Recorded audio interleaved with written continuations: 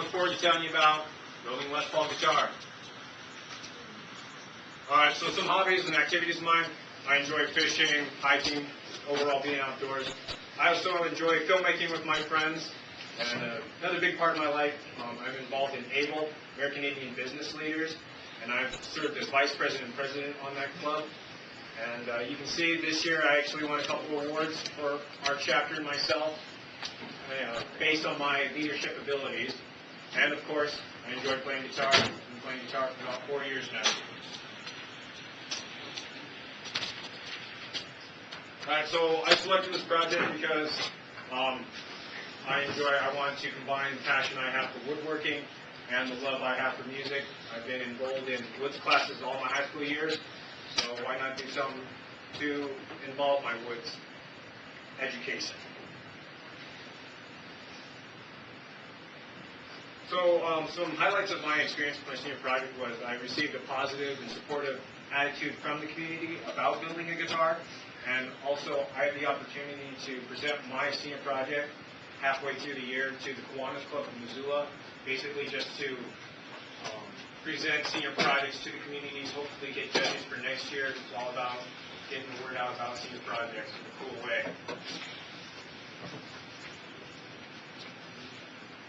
So today I'll provide you with the information about the history of Les Paul, how wood contributes to the tonal quality of the guitar, and the steps of building a guitar. And my fieldwork was actually building a guitar from scratch. That's keyword, scratch. So my thesis was,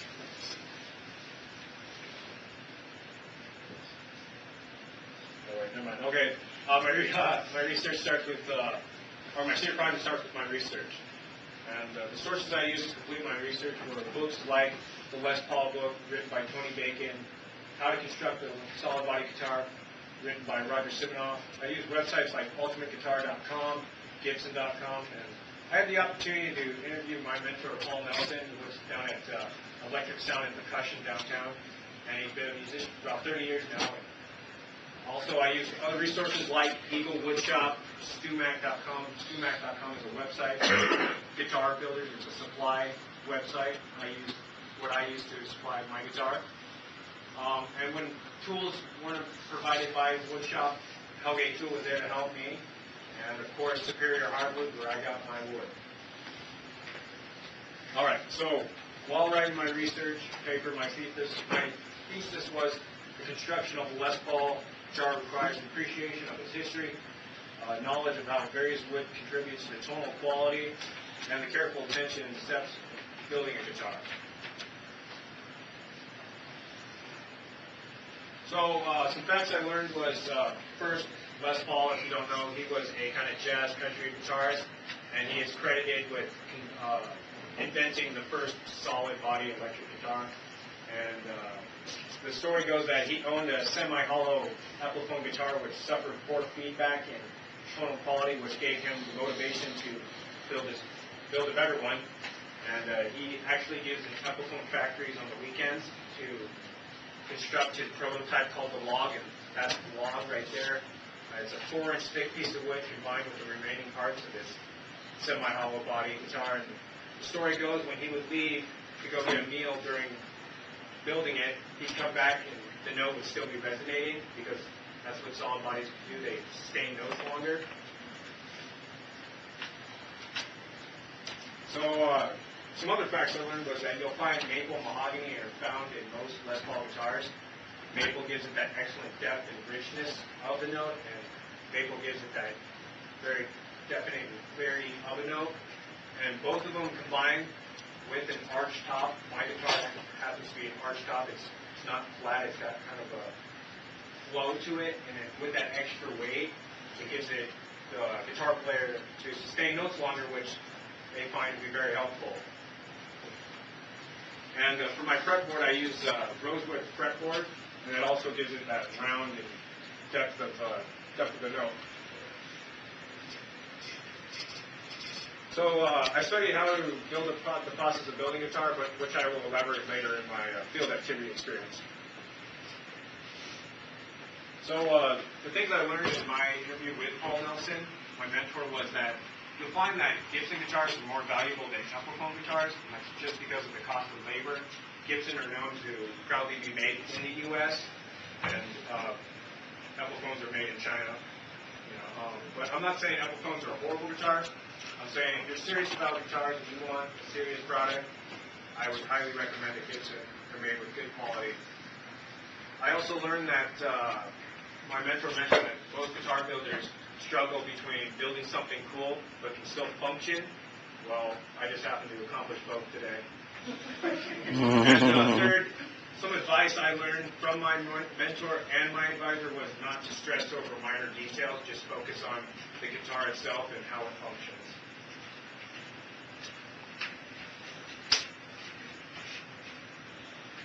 All right, so the overall opinion I have for the research was knowing the history allows for better appreciation how the guitar and how the selection of wood affects the sound of the instrument. And then connection I have between my paper and my field activity was I studied how to build a guitar, and I went out and built one from scratch.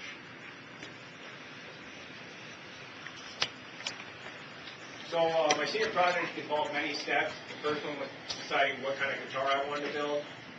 I'm influenced by players like Ace Frehley of Kiss, Slash of Guns N' Roses, who all play Les Paul guitars, and I just wanted to have one. So to save me a little money, he's laughing.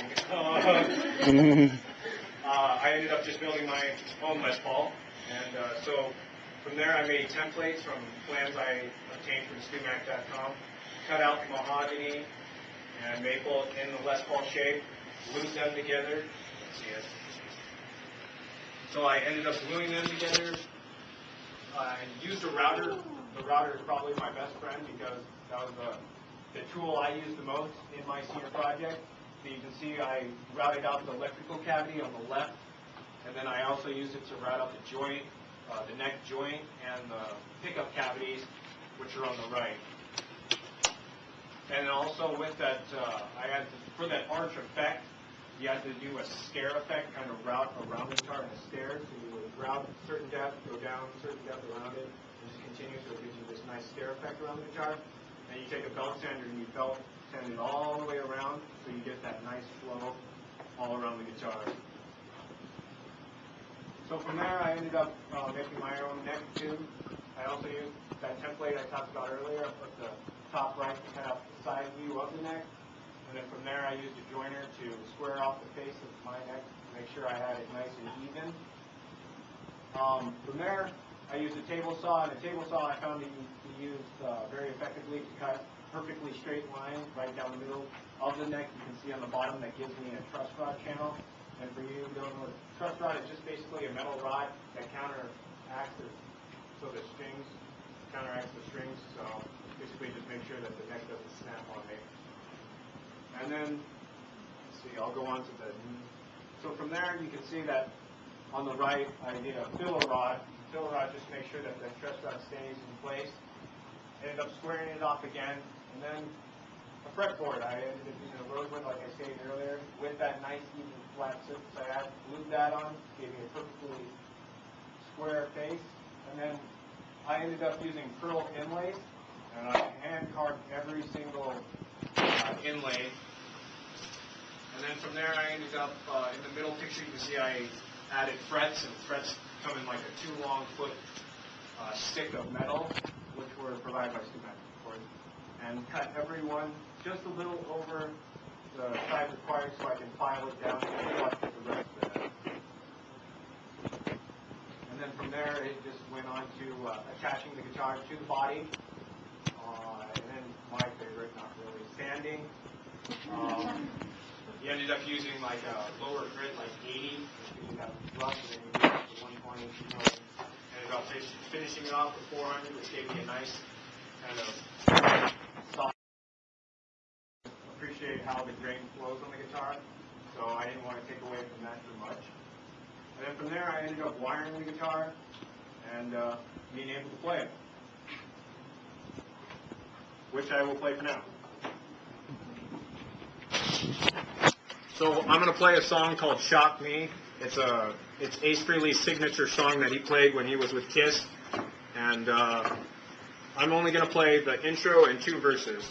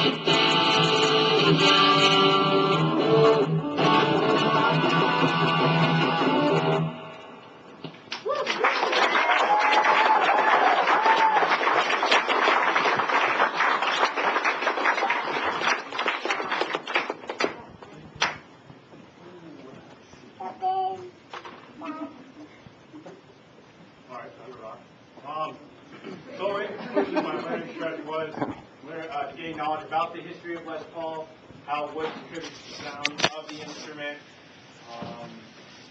basically learn various woodworking tools, and of course constructing a Les Paul guitar. The most rewarding aspect is knowing that I have a guitar that I'm going to enjoy, and hopefully my next generation will be able to play and enjoy.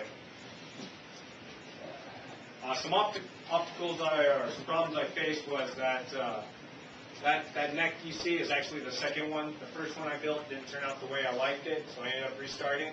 But because I learned from my mistakes, it only took me half the time. And halfway through my senior project, my H drive actually got wiped, so I had to restart on some papers. But for all you seniors next year, I highly recommend getting a jump drive. I'm not joking. It would have saved me a lot of time.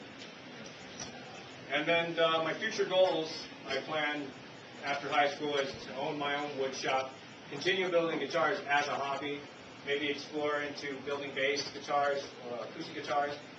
And then I plan to continue my education in industrial arts by attending UTI, Universal Technical Institute in Arizona, to become a decent mechanic. So I'd like to thank my mentor, Paul Nelson, my grandma, for helping me finance my senior project in the beginning, my advisor, Mr. Trader, and my teacher, Ms. Haggis and Ms. Corson, and of course the panel members. And to honor who all were involved in my senior project, I actually had them sign the back of my guitar, which I'm going to, it's going to stay there forever. Are there any questions?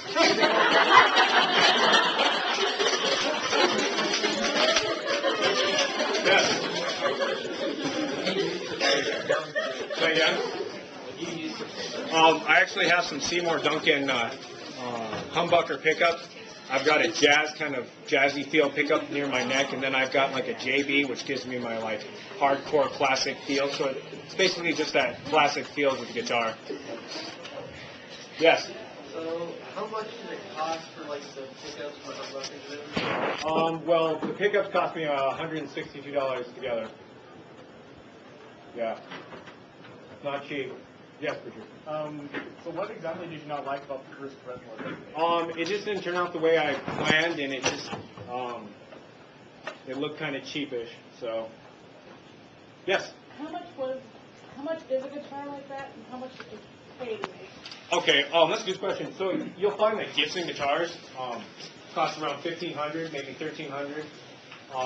Mine ended up costing about $600, so realistically, I saved money by doing my own guitar. Yeah. Does Taylor still make Say again? guitars? You know, Taylor still makes music? I'm not sure. I didn't study that one. I focused on Gibson. Are there any other questions? Yes. Fred, I had a question about your wood choice. So, with a hybrid wood versus a hybrid wood make a difference in tonal qualities, if so, which?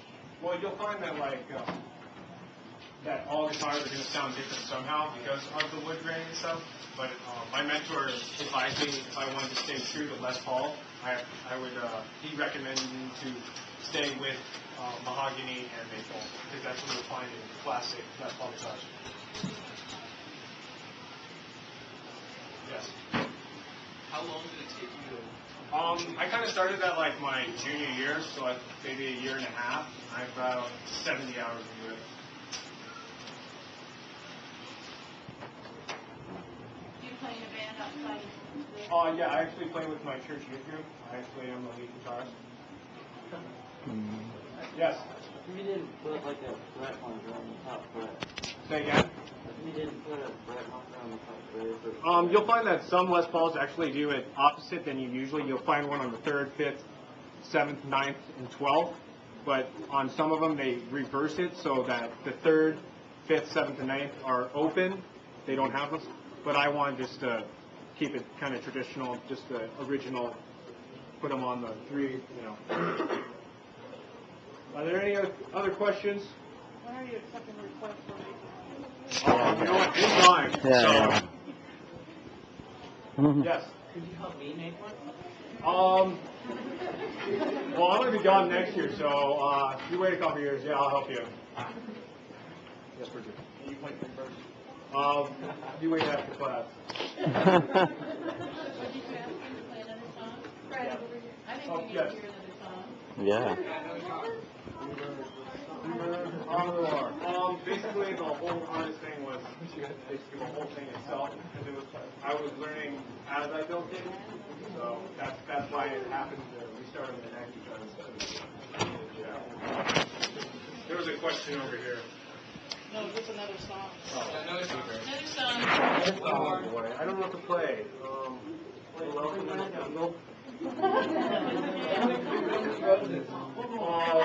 Anybody know Detroit Rock City?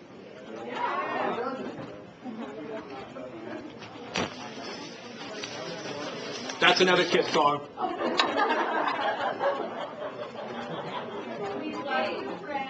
Yeah! The 80s ladies love you.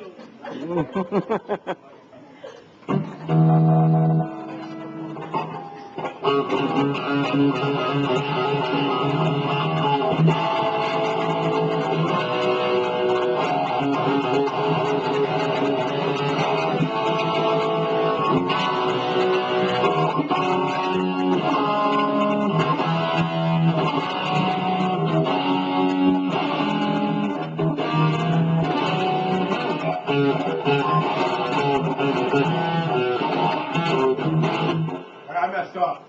I haven't practiced that one in a while, so. Dude, you don't tell people that. They wouldn't Yeah. know. All right. Is there any other questions? All right. Hold on. What advice did you have for What advice? I think if you wanted to take up guitar, I think you have to be passionate about it. So that's what makes a good guitar player because they're passionate about it and they want to keep at it. So. Yes. How long did that wiring take? My best friend and I, it took about 2 hours. Yep. How come you chose to do an ESP instead of outlaw music or something like that? Well, I found that, I talked to a guy, and he advised me to go to Paul Nelson, who worked at Electric Sound and Percussion, so that's how I... I was just wondering because outlaw is strictly guitar and ESP mostly percussion. Yeah, but, they're all musicians down there, so they all are highly educated about guitars and stuff, so... Yes? Do you plan on making another guitar anytime soon? No, I gotta focus on, education next year, but hopefully when I get a good paying job, I want to get back into it. Yeah. All right, thank you.